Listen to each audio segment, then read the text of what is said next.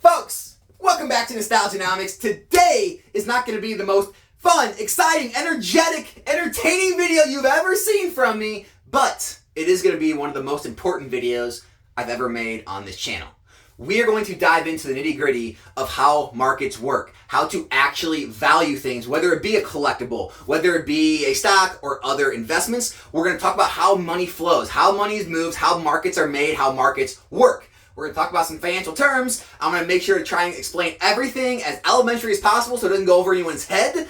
And hopefully at the end of this, you understand a little more about why I feel the way I do, about why I invest in certain things as opposed to others. And the reason for this video is obviously, like I said last video, I've been in a lot of live streams, a lot of chats. And it's not the creators or the people in the chat are not very intelligent, very wise, very knowledgeable people about the hobby.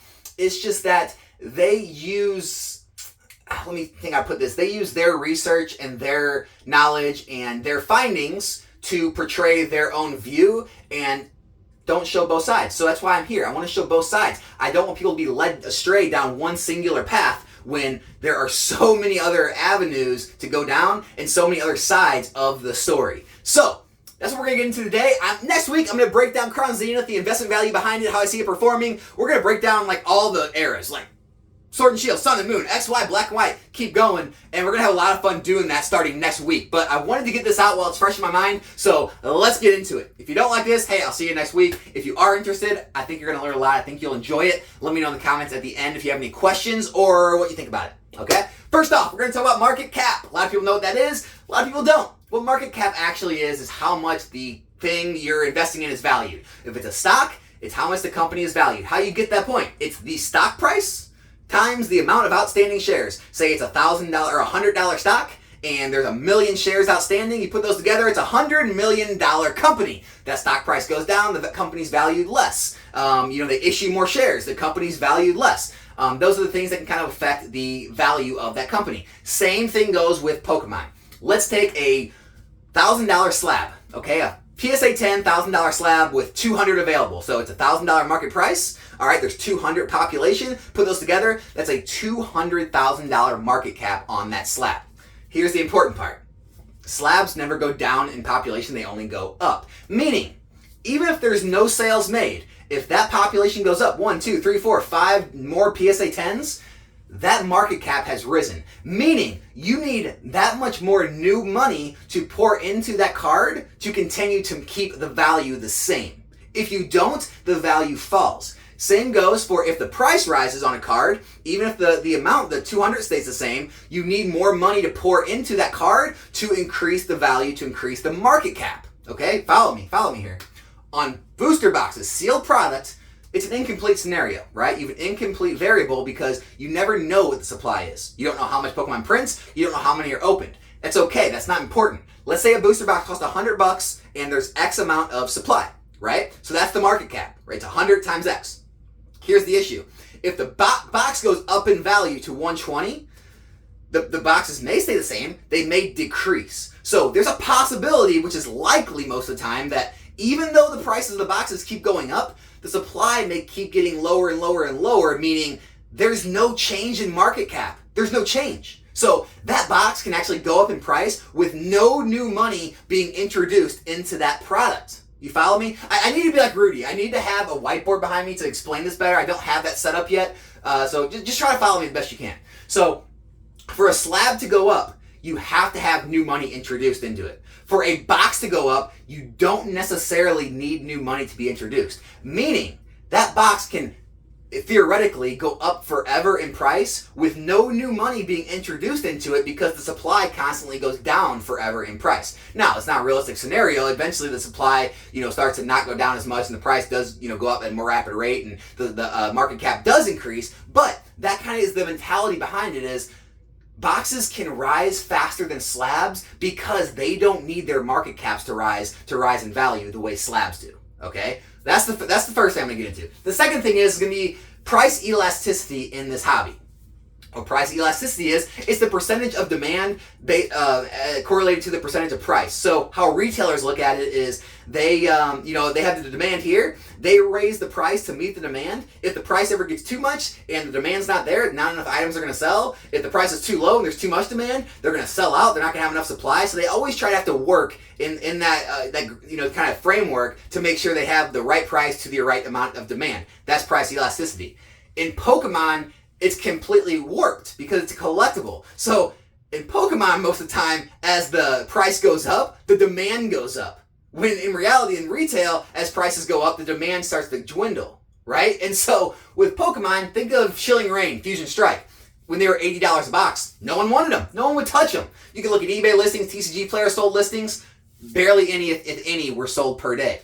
Go on TCG Player and eBay sold listings now. Tons of them sell every single day. 10, 20, 30 a day sell to this day at $120, $130 a box. So the prices rise a considerable amount, but now so is the demand. Why? Because in collectibles, scarcity means something. When things are perceived to be more scarce, they're more sought after. You can call it the FOMO effect, the fear of missing out, but it's just the way the money moves, okay? You don't need to be afraid of that. You don't need to say it's wrong or those people shouldn't be paying that or like attack it. You just need to understand it so you're able to kind of be like water. You need to be able to flow with trends, flow with markets, not constantly fight against them, right? Because if you get kind of this mentality where you feel that you're right and your value system is right and you're constantly fighting against anything that happens that you don't agree with, you're going to miss out on a lot of money in these markets and possibly lose yourself money just because of a feeling that you're right. So just keep that in mind. Next is going to be price sensitivity, right? Just basically the price of things. As things get higher in price, they become a lot less liquid. If you're at a grocery store, you'll throw a pack of bubble gum or a candy bar in the basket for another $1 or $2. You don't even think about it. They're called impulse buys. As things get a little more expensive, like let's say a booster box is $100, you think about it a little more, right? You toss it around, maybe not too long, but you end up buying it or not buying it. As things get even more expensive, and again, this is for like the middle class, middle upper class that are actually buying this stuff. This is not for the outliers like the rich. This is not for the poor, for regular people, right? When things get up to, $1,000, $2,000 for like a slab, now you're thinking. Now you're sleeping on it. Now you're really doing a lot of research on where it's at. It takes a lot more into someone putting $1,000 or $2,000 into something than it does someone buying something for $80, $100, $120. That's just human nature, okay?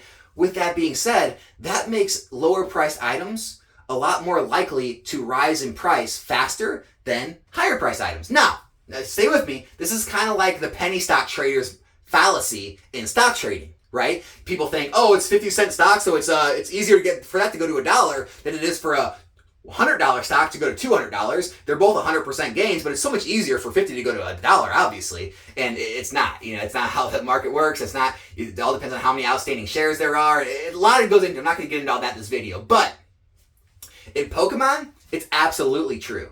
Because you're in a consumer-based market, it's not like there's no valuations on companies or anything. It's a lot easier for people to buy out $50, $100, $150 items than it is for $1,000, $2,000, $3,000 items to sell. Here's the other kicker about sealed product. You can always go down. In slabs, you're stuck. If no one's paying that price for that slab, you're stuck. It's going to sit on the market for months and months and years. It's not going to sell until the market perceives it at that price again. You're stuck with it. With sealed product, let's say your booster boxes were $100, it was $600 a case. Now it's evolving skies, right? And it's $2,000 a case. Most will say a lot of people aren't buying $2,000 cases. What can you do? Well, you can break it down. Now you can go sell it as boxes, a lot more liquid, right? If that's still too much, just like people do with vintage, you can break open the boxes and sell artworks, all 4 or 5 artworks of the packs, or you can sell single packs. You can continuously go down to find price points that work for your average customer, so you constantly maintain that liquidity in the products that you don't have with slabs at a certain price point.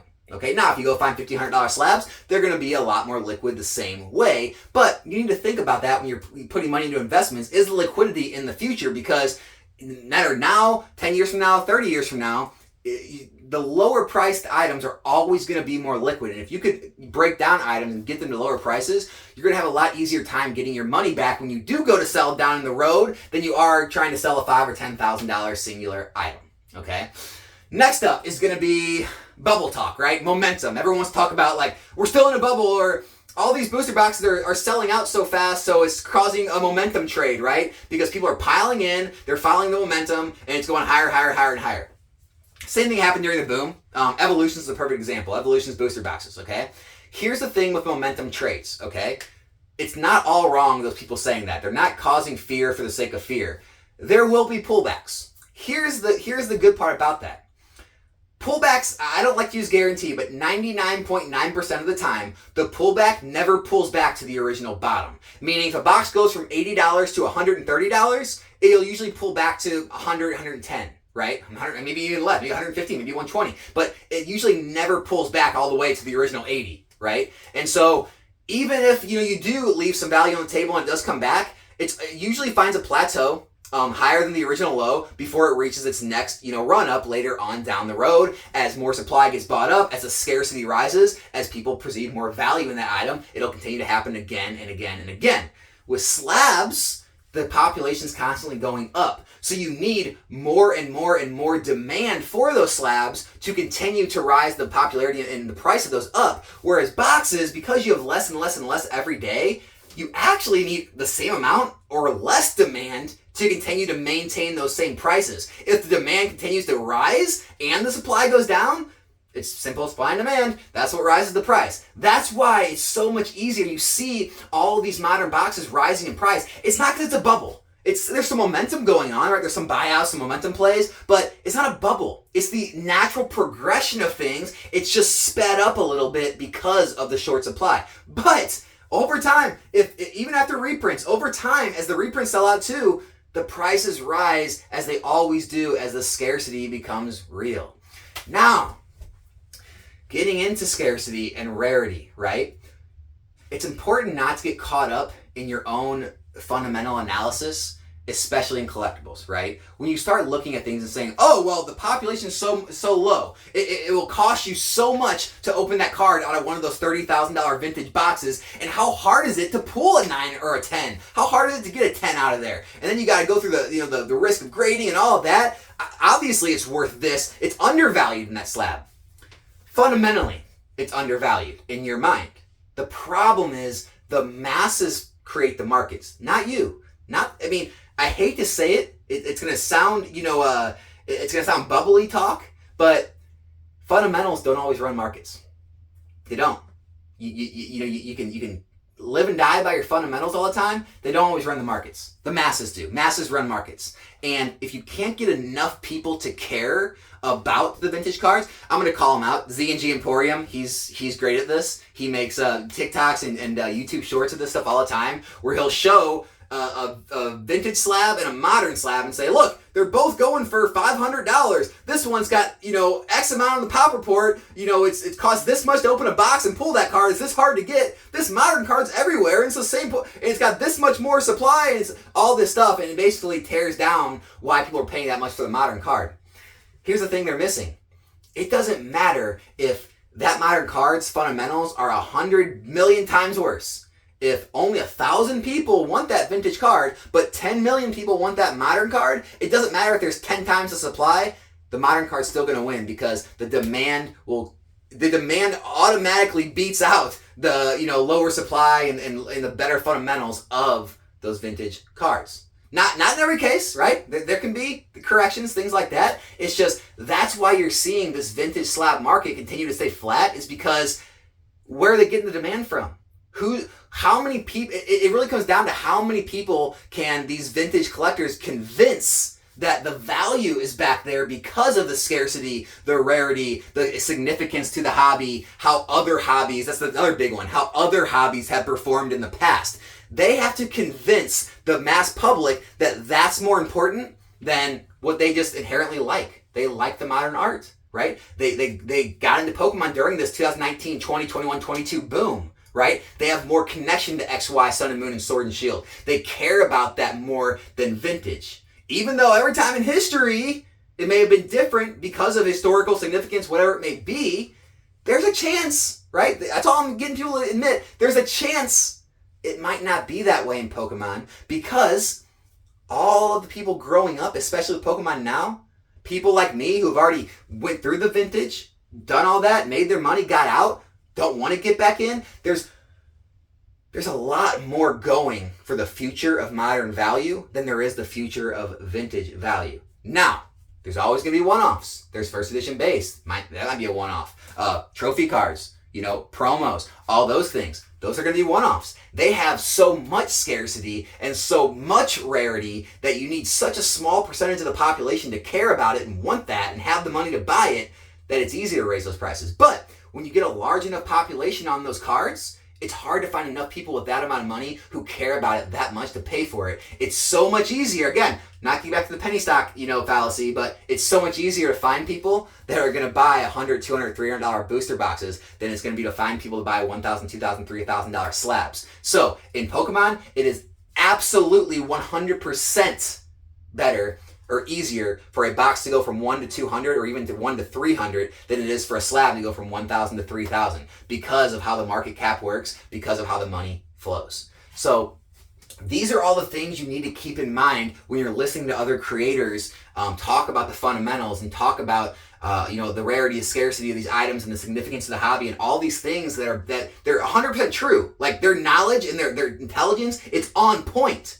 The problem is masses and demand move markets, right? Supply demand moves markets. There's less supply of sealed every single day. There's more supply of slabs every single day. So all you're really working with is demand. Is there going to continue to be more demand for a product that's going down, down, down in supply, or more demand for things that are going up, up, up in supply? So you have to constantly drive more demand to vintage, where modern could stay at the same demand. It can actually drop in demand because the supply is always dropping. So it's much, much, much easier for price appreciation to continue to happen with modern sealed products than it is with vintage slabs. Now, I'm making that correlation. You can use this for any market. That this is how you can read markets because fundamentals may fail you. They may work, they may fail you though. So I just wanted to show the other side. I could be wrong. Could be a combination of both, but I wanted to throw this out there because there's two sides to every story. There's two sides to look at things, and I just feel like this side isn't being spoken about enough on the YouTube space, I guess, these days. So, hope everyone enjoyed this video. If you did, leave a like, leave a comment, and subscribe to the channel if you're not. Also, if you didn't like it, if you don't agree with me, as always, leave the comments in the comment section. I want to address this real quick.